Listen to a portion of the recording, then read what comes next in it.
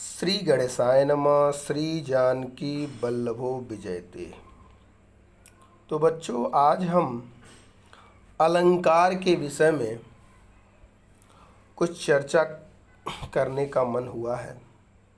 आप यहाँ देख रहे हैं कि अलंकार हमने दो प्रकार से लिखा है। स्लैश के माध्यम से अलंकार मैंने दो प्रकार से लिखा है। अब दो प्रकार देख के आप घबराइएगा नहीं, डरिएगा नहीं। जो पहला लिखा है मैंने वह भी सही है और जो सेकंड वाला है वह भी सही है। दोनों ही शुद्ध है।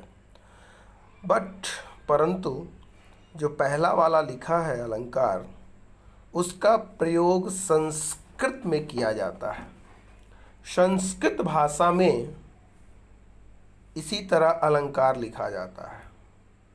हिंदी में हम ऐसे भी लिख देते हैं। अर्थात दोनों ही शुद्ध हैं, दोनों ही प्रकार अलंकार के शुद्ध हैं।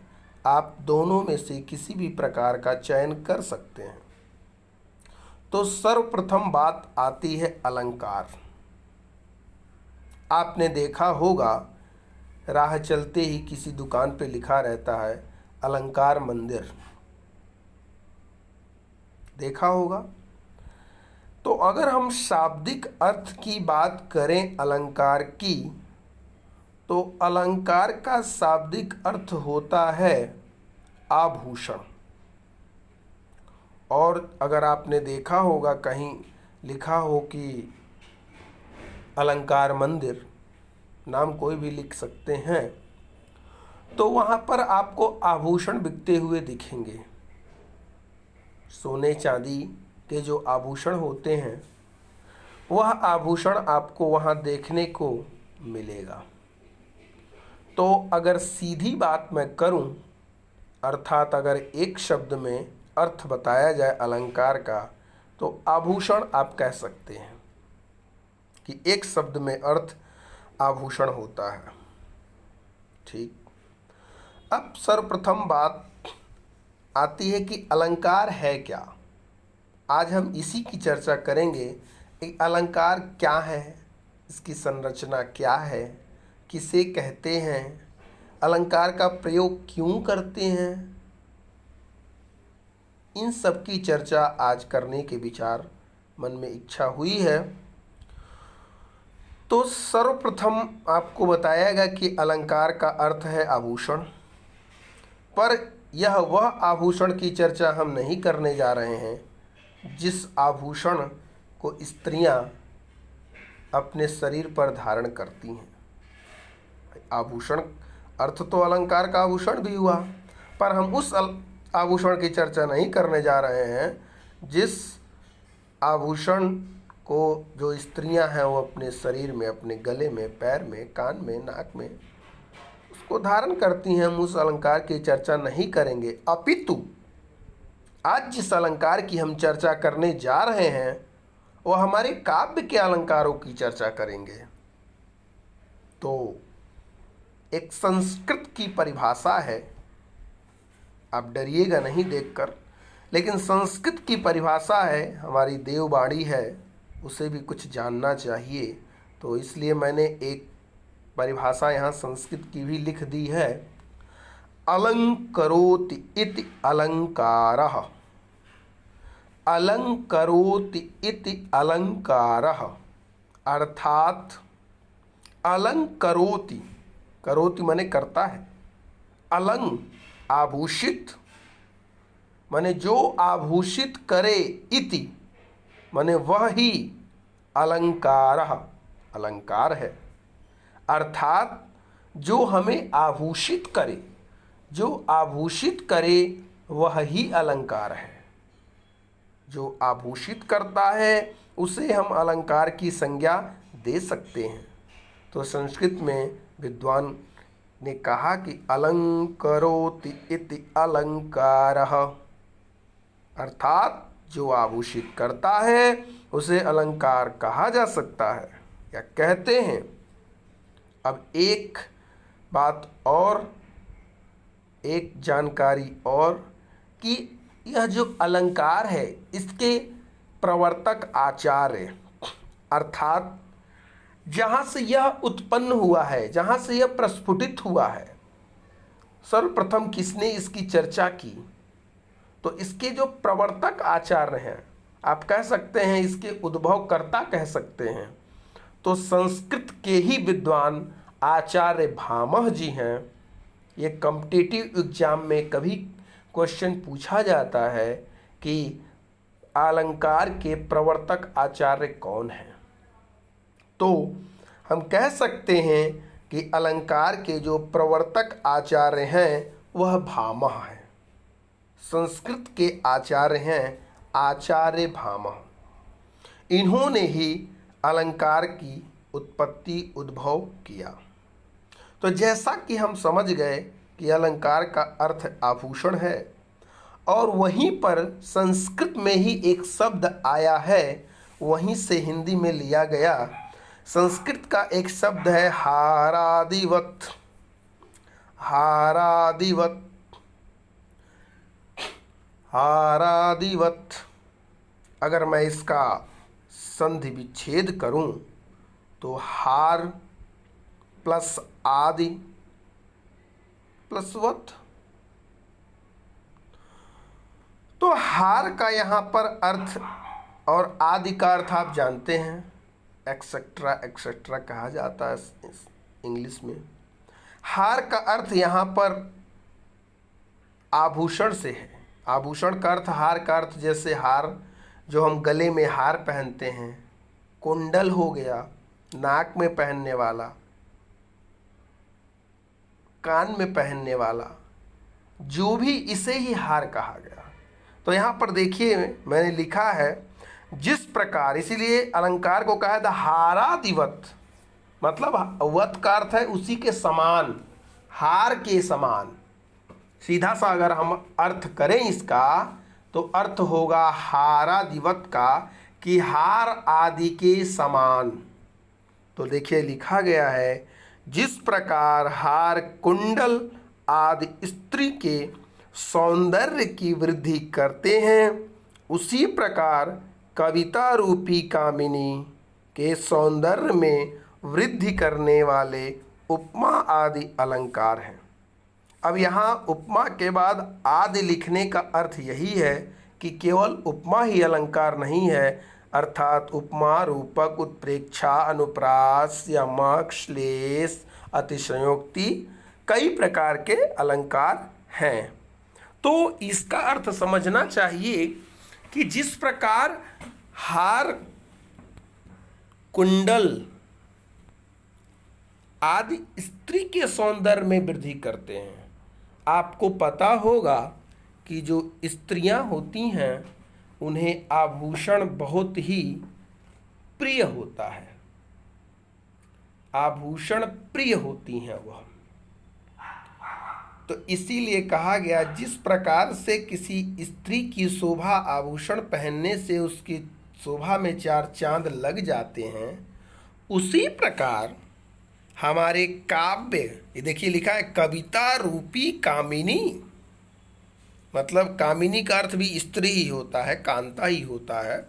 तो यहाँ पर रूपक अलंकार का प्रयोग हम बाद में चर्चा करेंगे इसकी, पर कविता रूपी कामिनी मतलब कविता को भी एक स्त्री बताया, एक कामिनी बताया, और उसके सौंदर्य में वृद्धि करने के लिए जो उपमा आदि अलंकार हैं वह उसके कुंडल, उसके हार, उसके नथनी, उसके बाले, उस इन सब के रूप में उसे लिया गया। जैसे स्त्री किसी आभूषण को धारण करने से वह बहुत ही सुंदर सुशोभित होती है, उसी प्रकार काव्य में जो तत्व प्रयोग किए जाते हैं उसे हम अलंकार कहते हैं। काव्य में उसकी शोभा को बढ़ाने वाले जिन तत्वों का प्रयोग किया जाता है उन्हें हम अलंकार कहते हैं।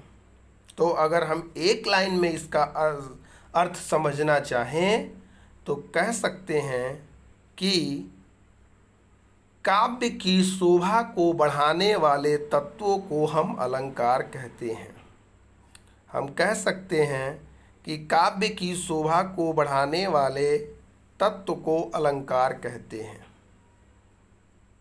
देखिए मैंने लिख भी दिया है, काव्य की शोभा बढ़ाने वाले तत्व अलंकार कहलाते हैं। एक लाइन में आप कह सकते हैं। अब काव्य में जो शोभा बढ़ती है वह दो प्रकार से बढ़ सकती है।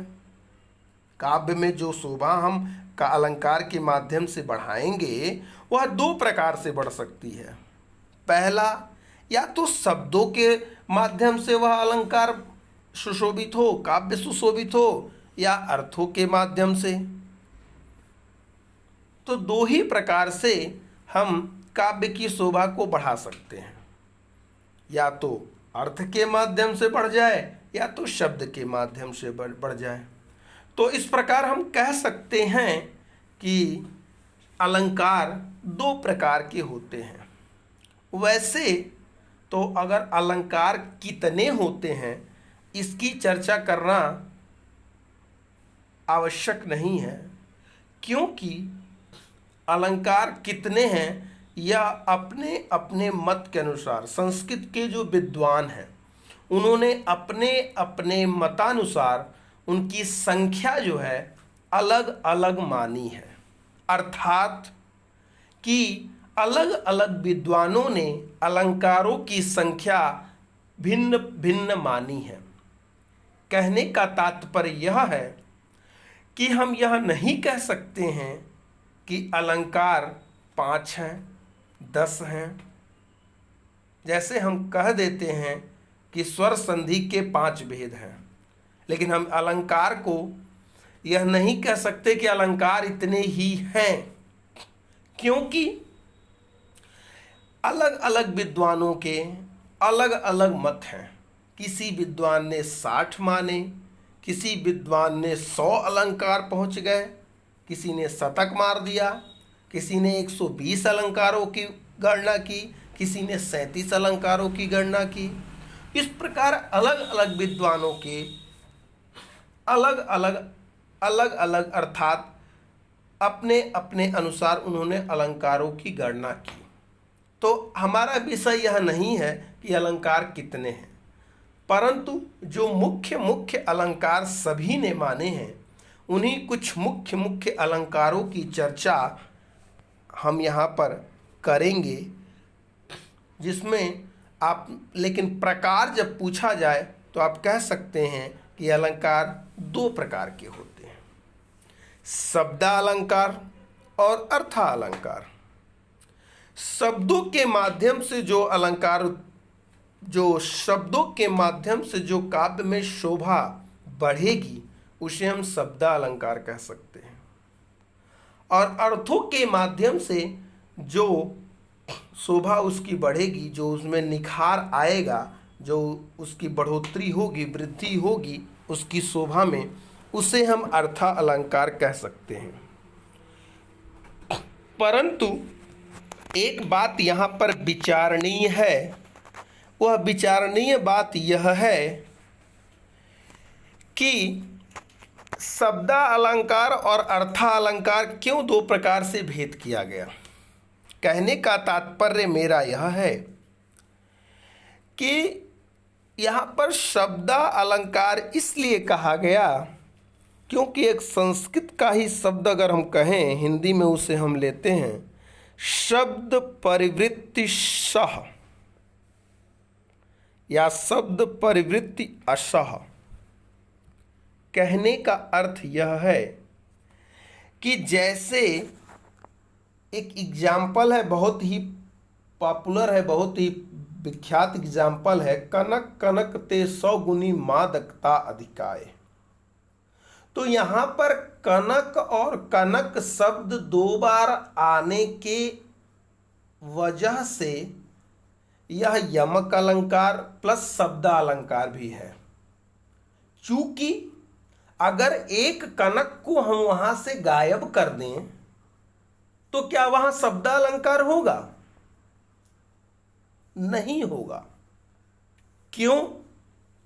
क्योंकि शब्द अलंकार इसीलिए कहा गया क्योंकि शब्दों के माध्यम से चमत्कार उत्पन्न हो रहा है। समझिएगा बात को, ध्यान दीजिएगा। यहां पर शब्दों के माध्यम से चमत्कार उत्पन्न हो रहा है, इसी नाते वह शब्दालंकार है, इसी नाते वह शब्दालंकार है। अगर हमने कनक कनक में एक कनक को अगर हटा दिया तो फिर वह शब्दालंकार रहेगा ही नहीं। तो कहने का अर्थ इसीलिए शब्दालंकार है क्योंकि अगर शब्द को हम परिवर्तित कर दें तो फिर वह अलंकार जो है वह खत्म हो जाएगा, वह जो अलंकार है वह खत्म हो जाएगा। तो कहने का यहां पर बस प्रश्न, यहां पर यह जो बात आई है कि शब्दालंकार और अर्थालंकार में अंतर क्या। अब अर्थालंकार की अगर हम बात करते हैं तो अर्थालंकार कि अर्थ की दृष्टि से, अर्थ के माध्यम से चमत्कार उत्पन्न हो। यहां शब्दों की बात नहीं की गई है। हो सकता है या यहां पर हम किसी शब्द का अगर कोई पर्यायवाची शब्द लिख दें तब भी कोई अंतर नहीं पड़ेगा, क्योंकि हम अर्थों के माध्यम से, अगर हमने सूर्य कहीं लिखा है अगर उसके जगह हम दिनकर लिख दें तो फिर उस अर्थ अलंकार में कोई परिवर्तन नहीं होगा। क्यों? क्योंकि अर्थ तो वही निकलेगा। अरे हम सूर्य लिखें, दिनकर लिखें, दिवाकर लिखें, लेकिन अर्थ तो उसका सूर्य ही है। तो इसका अर्थ कि अर्थ अलंकार में कोई परिवर्तन नहीं होगा शब्दों के बदलने से। मैंने जो शब्द परिवृत्ति कहा आपसे, शब्दों के बदलने से, लेकिन अर्थालंकार में कोई परिवर्तन नहीं हुआ। लेकिन शब्द अलंकार में अगर हम शब्द हटा देते हैं, जैसे पॉपुलर एग्जाम्पल आप अनुप्रास का लेते हैं, चारु चंद्र की चंचल किरणें, इसमें चौक की आवृत्ति हुई है तब यह अनुप्रास हो रहा है। लेकिन अगर हम यहाँ पर किसी शब्द को हटा दें, इन 2-3 शब्दों के पर्यायवाची शब्द लिख दें, तो जो चौ की आवृत्ति हो रही है, वर्ण की आवृत्ति हो रही है, नहीं हो पाएगी। और जब शब्द ही हटा, जबकि अर्थ तो वही निकलता है, लेकिन अगर शब्द हटा दिया तो वह अनुप्रास नहीं होगा, अर्थात वह शब्दालंकार नहीं होगा। तो कहने का अर्थ यही है कि जब शब्दों के माध्यम से जब काव्य की शोभा बढ़ेगी या काव्य की शोभा निखर कर आएगी तो वहाँ शब्दालंकार होगा। और जब अर्थों के माध्यम से, अर्थात वहाँ शब्द के अगर पर्यायवाची हम लिख दें तब भी वह अर्थालंकार रहे तो वहाँ पर अर्थालंकार होगा। तो कहने का अर्थ अलंकार 2 प्रकार के, काव्य की शोभा को बढ़ाने वाले तत्वों को हमने अलंकार कहा, और शब्दालंकार अर्थालंकार 2 प्रकार से माने गए। और शब्दालंकार के जो मुख्य 3 शब्दालंकार के भेद हैं वह है अनुप्रास, यमक, श्लेष। अनुप्रास अलंकार, यमक अलंकार, श्लेष अलंकार। और अर्थालंकार के जो मुख्य भेद हैं वह है उपमा, रूपक, उत्प्रेक्षा, अतिशयोक्ति, मानवीकरण। तो आज अलंकार की केवल संरचना के विषय में बातचीत की गई। अगले वीडियो में हम शब्दा अलंकार और उसके भेदों की चर्चा करेंगे। पर इस वीडियो में इतना ही। आज के लिए धन्यवाद।